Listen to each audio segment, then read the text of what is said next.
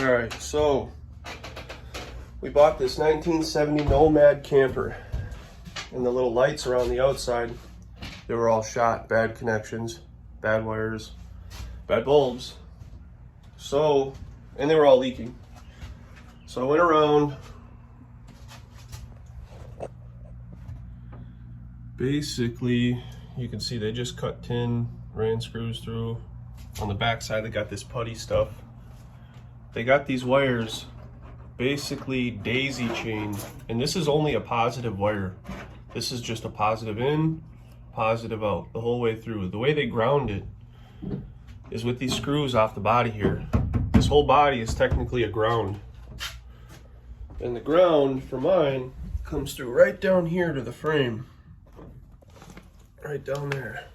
I got my Milwaukee battery, just a little battery here, hooked up to be able to test the lights, positive and negative, see them turn on and off, make sure they got power. I can check the voltage to each one of them. So I got my wire ran for the back side all the way down.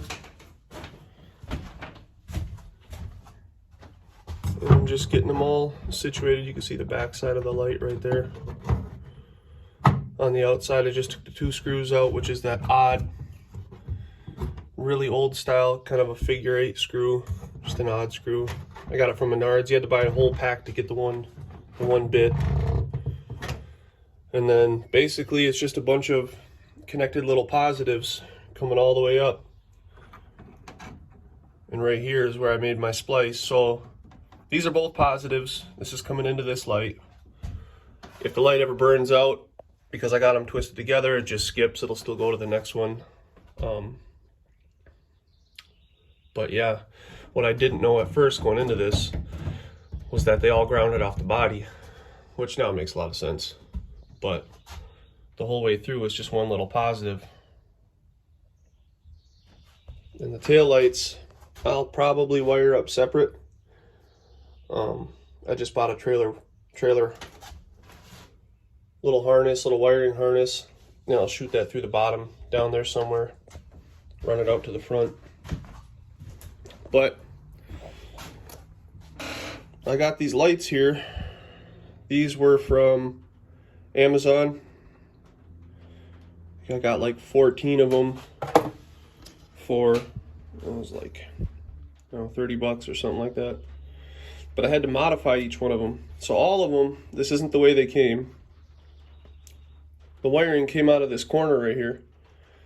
And it didn't make sense because when I go to line it up with each one of the holes, it was kind of, I mean, it was off. It didn't cover. So I took it out of that little hole and I basically drilled my own very carefully, because you don't want to hit the back side of this circuit board here, but I drilled my own hole very carefully, pulled the wires out of the other hole, refed them through this hole, and I'm just going to ground. Not sure if you can see that. There's, let me zoom out. You can see the ground wire wraps around right here. So when I go to mount my screw to the body, it'll grab that ground and it stays up inside here. I'm not worried about getting corroded. And then it'll cover when I put it on. It'll fit right through. So, and then when I go to seal it, basically I'll just take the silicone, go right around the border of this far piece, and then I'll stick a little dab of silicone down in this hole too to kind of seal it up. But water is okay to run through this channel right here, that's fine. It just drops out right there at the bottom. But yeah, basically wire up your lights so only one positive comes out, and then it just grounds right off the body. Yeah, and that's about it. I didn't really see much on camper videos doing that little, you know, talking about that ground wire. Just talking about how they daisy chain wires here on these old style campers. So I figured I'd do a video for anyone else asking that question.